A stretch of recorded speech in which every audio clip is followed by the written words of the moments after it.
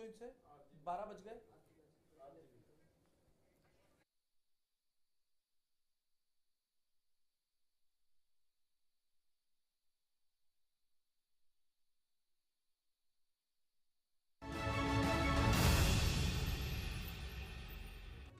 Hello and a very warm welcome. You're watching News 9. Now from the furor in the parliament, opposition members going into a huddle over the Hindenburg report and Rahul Gandhi's recent YouTube video reiterating his questions over the Adani-Hindenburg issue. It's clear the opposition is training all guns on the Adani Industrial Group and its link with the central government. Meanwhile, many have asked whether Rahul Gandhi's template of associating corruption with Prime Minister Modi will bear any political dividends after the same failed to do so back in 2018 when a Modi-Ambani angle was being pushed by the Congress.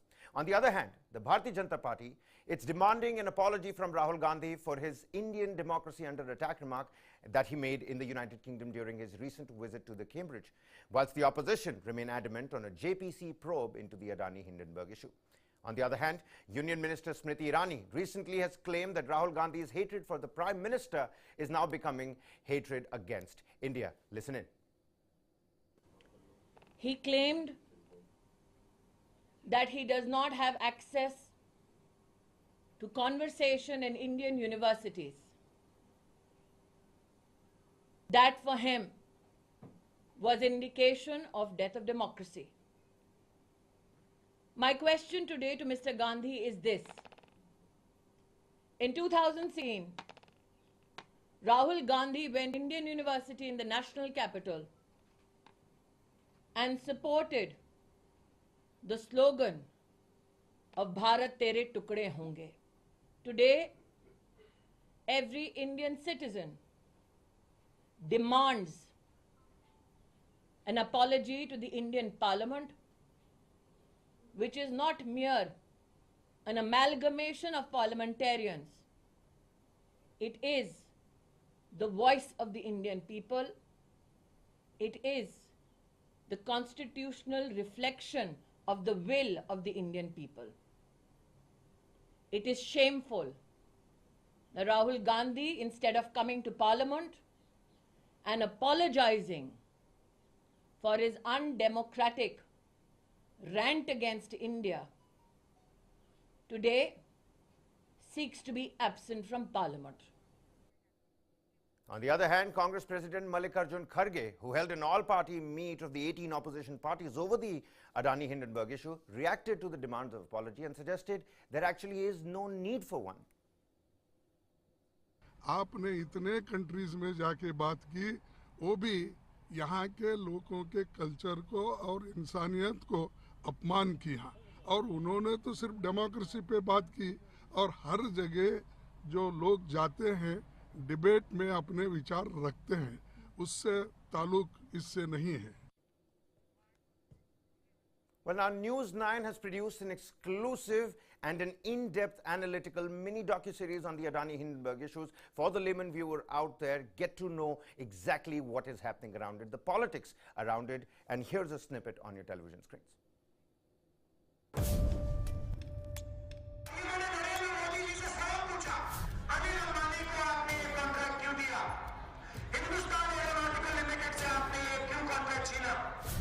Narendra Modi ji Hindustan के प्रधानमंत्री, मुझसे आपने आप नहीं मिला पाए. एक नई आवाज उठ रही है, गली गली में शोर है, हिंदुस्तान का चौकीदार चोर है. अदानी जी पे मैंने आक्रमण किया. मैंने कहा कि अदानी जी 609 नंबर से दूसरे नंबर तक कैसे पहुंचे. सिर्फ एक सवाल पूछा, नरेंद्र मोदी जी आपका अदानी जी से रिश्ता क्या है. आजादी की लड़ाई भी ईस्ट इंडिया कंपनी के खिलाफ हुई थी, वो भी एक कंपनी थी. Well, so target Adani and will it work? Those questions are going to be put across to my colleagues here in the studio. Kartikeya Sharma and Brijesh Pandey joining me here in the studio. Kartikeya, about this template, I mean, I was going through the documentary myself, and this template that has been spoken about what happened in 2018 and a similar sort of scenario that is now taking shape ahead of the 2024 elections. To the layman viewer out there, could you draw similarities, comparisons, and help the viewer understand essentially, will it work or not? I think this docu-series produced by me for News9 Plus, the idea was to explore the different voices within the Congress party as to why they think that this issue is important to them. So I spoke to a number of leaders, Karti Chidambaram, I spoke to Sandeep Dikshit, I spoke to Akhilesh Pratap Singh, I spoke to Gurdeep Singh Sapal, who is attached with the office of Mallikarjun Kharge. I also spoke with a lot of leaders, but the understanding which I could get was that this was not something which was forced by Rahul Gandhi, which is perceived from outside. There's a consensus within the Congress party that it is imperative for them to take up the issue of crony capitalism because it is associated with the politics of social justice. And they feel that this idea of social justice is very important because they need to take it to public that only a couple of people are making money during this regime. Now the issue is, has this paid dividends to the Congress party? Has it worked for the Congress party? Which schemes work for the Congress party?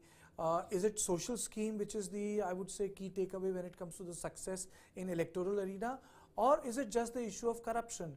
Now Rahul Gandhi feels that they should take Modi head on, because unless and until you take Modi head on, it doesn't work. So if you see that Rahul Gandhi has been attacking RSS, he has been attacking Savarkar, he has been attacking Prime Minister directly, he is doing so because he wants to create an ideological line that this is us and it's them, Congress versus them. He feels that ideological line had been diluted very, very badly, and for this reason Congress is not being taken seriously by those who feel that party must have some ideological center. So Rahul Gandhi is trying to create an ideological center for the Congress party, which I think got displaced. No, I wouldn't say that it lost its way, but it got displaced to a different place during Narasimha Rao, in which a different type of Congress faction came to power under him. That was the old Morarji Congress, which is slightly soft Hindutva type, aligned with markets, and you had the economic reforms.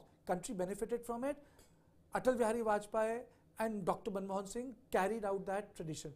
Now, if you look at Narendra Modi, he is more married into Indira Gandhi styles of politics, canvassing, messaging. You create a largesse state. He continues with the economic policy, strong defense policy, but the Labharti politics which he initiated is something which Indira did through 21-point program. And my attempt through this docu-series was to understand what is changing within the Congress party. You see, it's very easy to criticize a political formation that they are not up to the mark. But we must understand even Labour was out of power for 20 years. Even Democrats sank in America. If you have a reinvented leadership, then the party does well. And this came at the heel of Bharat Jodo Yatra. My docu-series was shot in Raipur, where a plenary took place. Last plenary I attended was in 2005, when Congress was in power, a year after winning Lok Sabha election.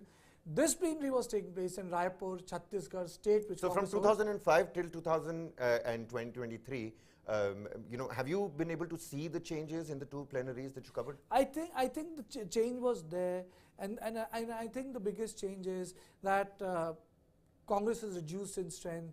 वो कहते हैं ना कि पूरी Congress party मंच पे दिख रही थी.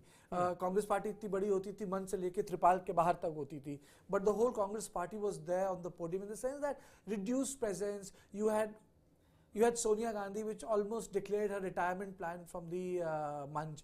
You had Rahul and Priyanka at the forefront. You had senior leaders who were old. You had young leaders which people barely could recognize. So I think this is a crisis period, and the whole attempt of this documentary was to encapture that mood. Absolutely. Brijesh, I mean, there were parts in the documentary series as well where, again, I mean, putting that idea of Rahul Gandhi's template about whether something like that is going to work or not. Give us your 2 cents about what you think, if it is a fact about Rahul Gandhi and the Congress party trying to channelize that energy, but the approach is actually wrong, in the sense of what happened in 2018 and whether it will work this time around or not, or should they re-strategize now entirely? Well, Kabir, there's a saying that the only thing which doesn't change is something which is dead. If you look at Prime Minister Narendra Modi. Let's start with the rival of the Congress party. If you look at Prime Minister Narendra Modi, you know, he is being portrayed as someone who takes a decision after due deliberation, but once he has taken a decision, he doesn't go back on it. But the fact of the matter is that if you look at the farmers' agitation, you know, for 1 year, they laid siege to the entrance of Delhi. The government was in several rounds of talks with it, and they were trying to wear them out. Until one fine day, they realized that they'll have to recalibrate their strategy on this particular issue on which they've been going back and forth for the last 1 year. Prime Minister made an address to the nation. He apologized. He took back the farmers' law and said that, you know, we will come back to it. It was a good law and we'll come back to it when we feel that time is politically ripe. This is one lesson which Rahul Gandhi has to learn.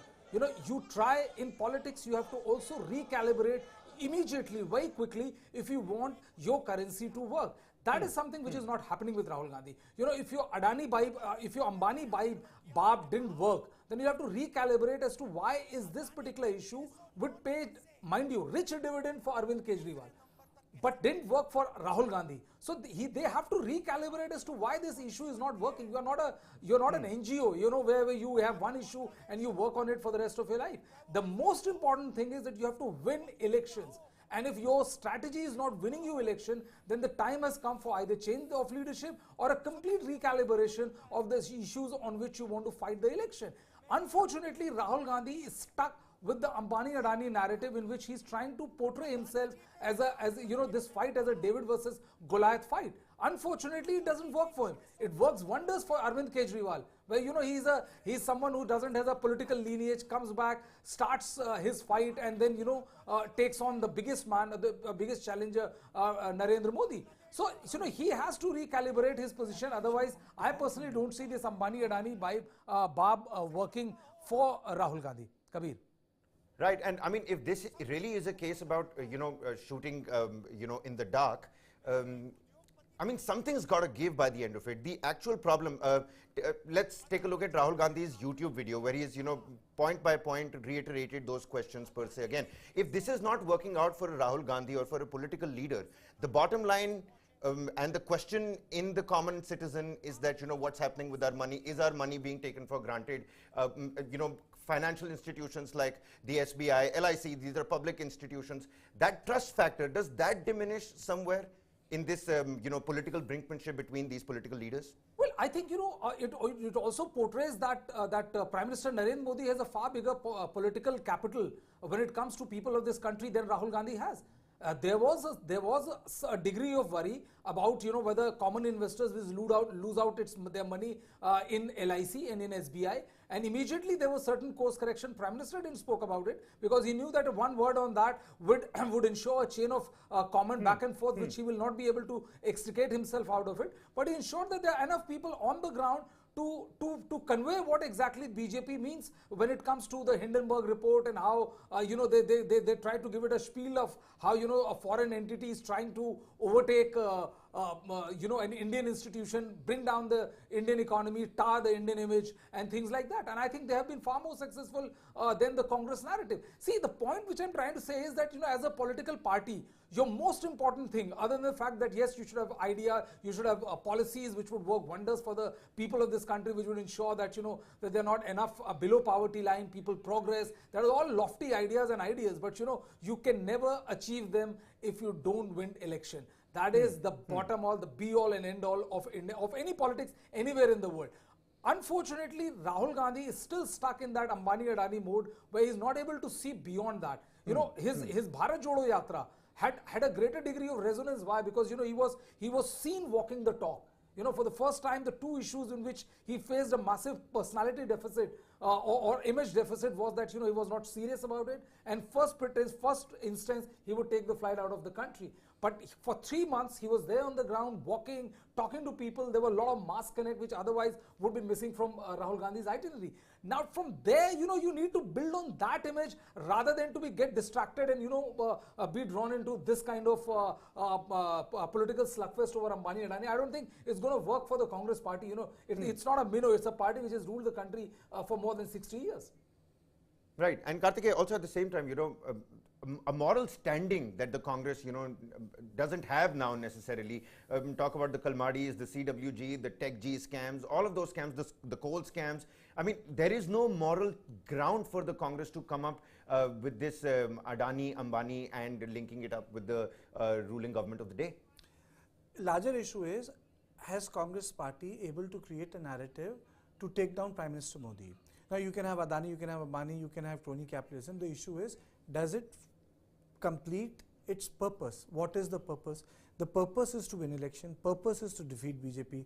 Is it falling into that plan? No, it's not falling into that plan, one. Secondly, does it create an anti-industry image? Yes, it does create an anti-industry image.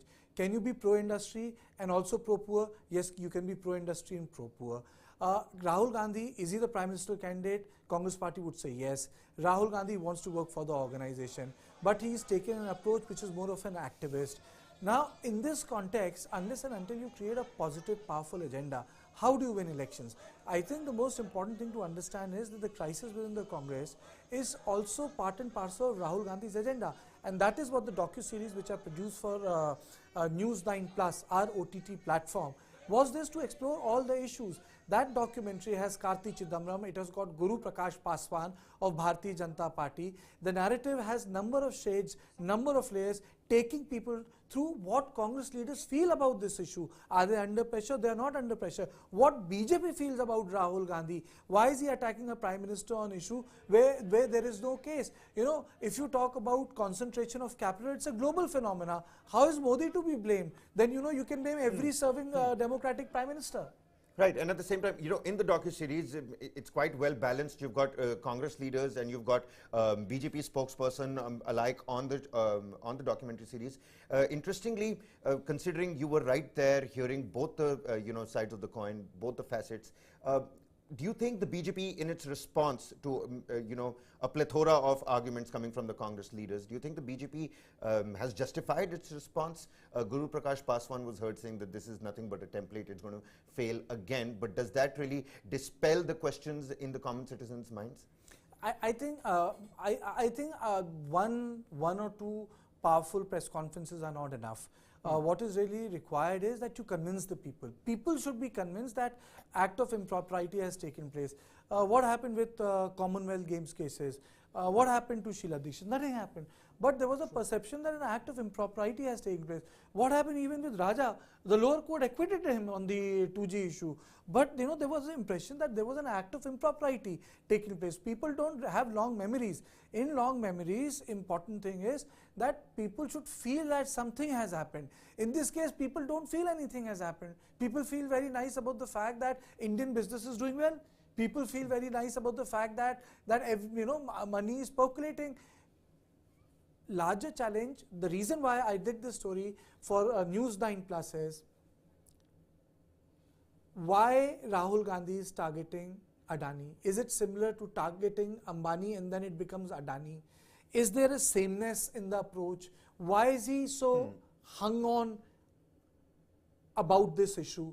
So those were the things which were part of the docu-series. Right, and Brijesh, I heard you saying in the docu-series that corruption as a problem, as a political issue, is something that is really personal. You've got to attach it to a personality. It then becomes, and to attach it with a personality with the magnanimity of somebody like Narendra Modi is again a challenge in itself. Do you think the Congress has got the issue right, but not the approach? Or does it need to, now look at another issue collectively if we're looking at 2024 elections? It's a very interesting question, Kabir. The thing is that they've got the issue right, they've got the approach right, but the person wrong. Okay. Why I'm saying is that they, the same kind of display, a parallel play is went between BJP and Aam Aadmi Party. Our BJP tried or has been trying for the last year and a half to portray Arvind Kejriwal as a corrupt man. His top two ministers are behind bars, but they've not been able to portray Arvind Kejriwal as corrupt man because his political currency with the people of Delhi is far better than most of the leaders concerned. This is exactly what is happening when Rahul Gandhi becomes the BJP and tries to attack Prime Minister Narendra Modi. He has not been able to ensure that that the dogma of corruption sticks with Prime Minister Narendra Modi. If you look at his image in the last 8-9 years, where he's been talking about how he ensures that none of his family members come to Delhi, everybody lives in Ahmedabad or Gandhinagar, and he visits his mother, not the other way around. So it was a very carefully calibrated image, and you cannot dent it just because you say that that you associated with Ambani or Adani or any other business houses for that matter. You have to do your homework in a far more better and effective way if you really want the stain of corruption to stick to him. Unfortunately, that consistency, that hard work is not reflecting on the ground or in the speech. Just because you say so, and if you think that people will believe it, is like living in Alice in Wonderland. And this is the reason why I say that you have to recalibrate your strategy. You have to come up with something in which you can make the BJP defensive. Now, remember this when they tried to do this, that is Soot Boot Ki Sarkar. They had the government on the back foot rather than when they attack the government over their ties with top industrial houses in India. Well, absolutely. You know what? We're playing that particular cover story for you. Let's play that, play a longer snippet of that same story on your television screens right now.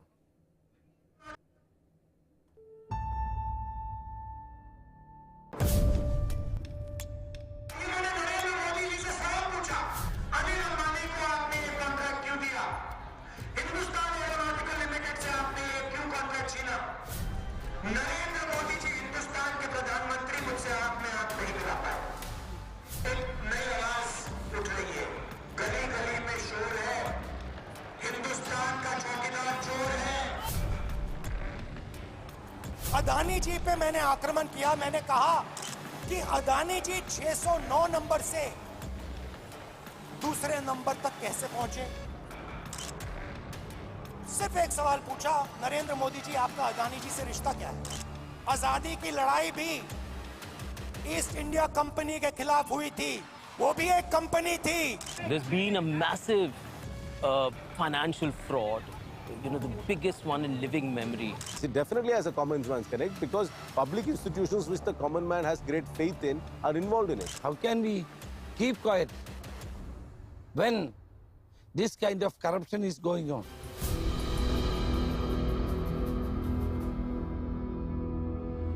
In 2018, Rahul Gandhi decided to make Rafale an issue. It did not give Rahul Gandhi and Congress party political dividends.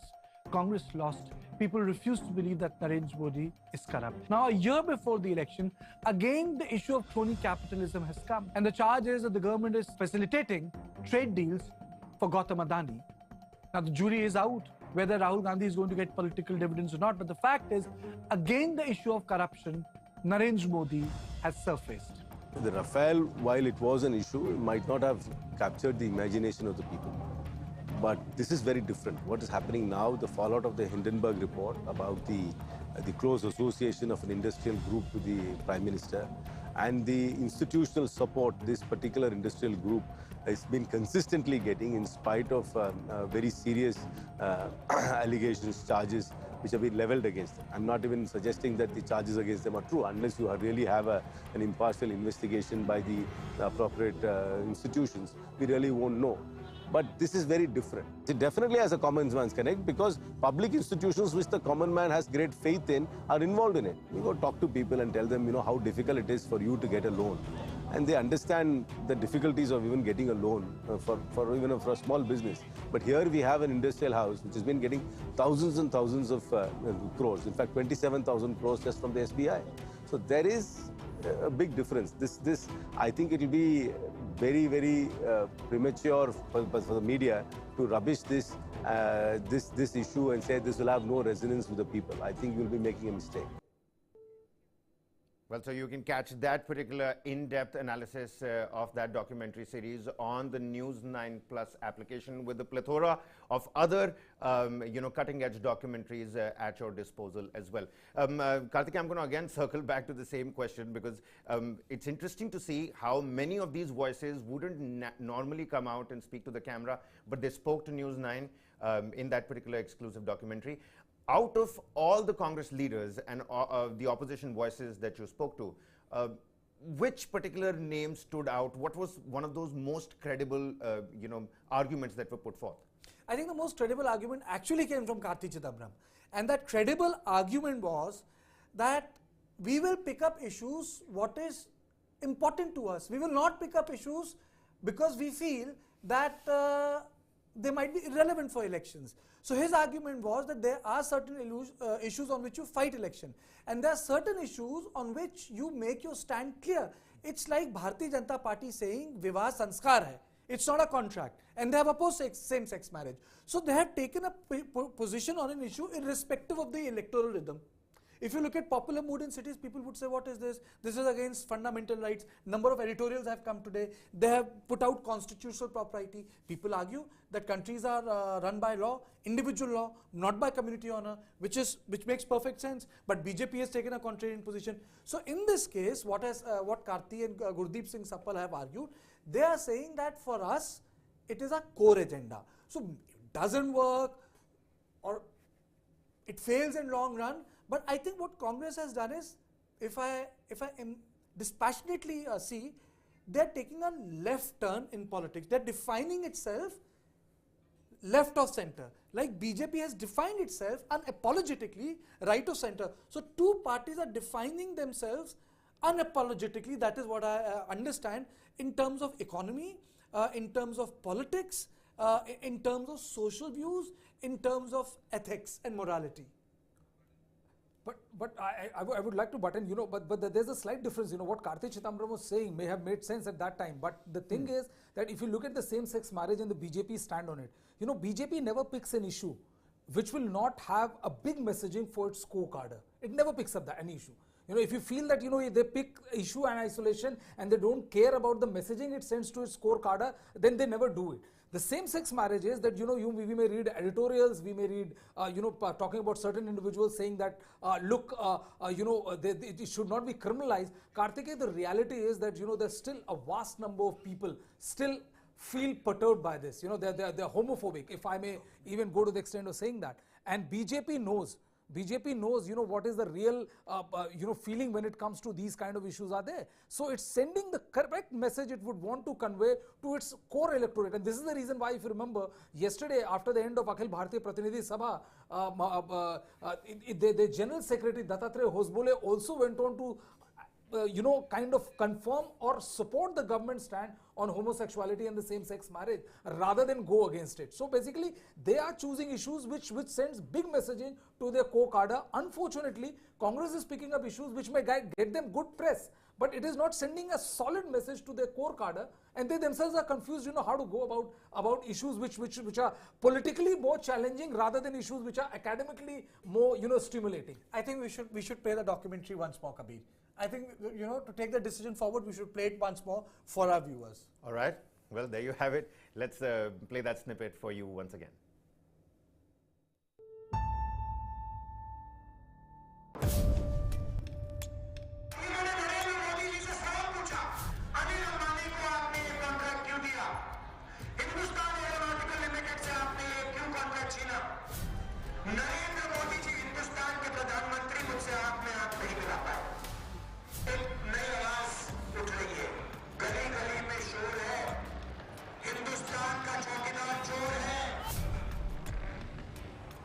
Adani जी पे मैंने आक्रमण किया। मैंने कहा कि अदानी जी 609 number से दूसरे number तक कैसे पहुंचे।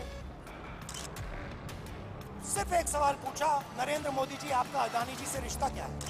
आजादी की लड़ाई भी ईस्ट इंडिया कंपनी के खिलाफ हुई थी, वो भी एक कंपनी थी। There's been a massive financial fraud. The biggest one in living memory. It definitely has a common man's connect because public institutions which the common man has great faith in are involved in it. How can we keep quiet when this kind of corruption is going on?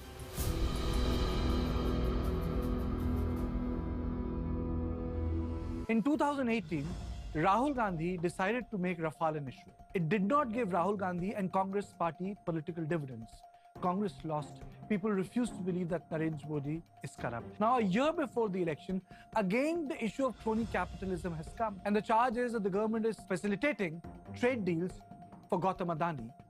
Now, the jury is out. whether Rahul Gandhi is going to get political dividends or not. But the fact is, again, the issue of corruption, Narendra Modi has surfaced.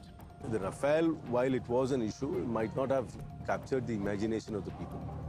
But this is very different. What is happening now, the fallout of the Hindenburg report about the close association of an industrial group with the Prime Minister and the institutional support this particular industrial group has been consistently getting in spite of very serious allegations, charges which have been leveled against them. I'm not even suggesting that the charges against them are true unless you really have an impartial investigation by the appropriate institutions. We really won't know. But this is very different. It definitely has a common man's connect because public institutions which the common man has great faith in are involved in it. You go talk to people and tell them, how difficult it is for you to get a loan. And they understand the difficulties of even getting a loan for a small business. But here we have an industrial house which has been getting thousands and thousands of crores. In fact, 27,000 crores just from the SBI. So there is a big difference. This I think it will be very, very premature for the media to rubbish this issue and say this will have no resonance with the people. I think you will be making a mistake. Well, so target Adani, will it work or not? Brijesh, take a look at the political developments that have taken place in the last 24 hours alone. 18 opposition parties coming together in a huddle. Again, Mallikarjun Kharge at the, he hosted that particular meeting. Congress president. Is this pressure on for a JPC probe into the Adani-Hindenburg issue?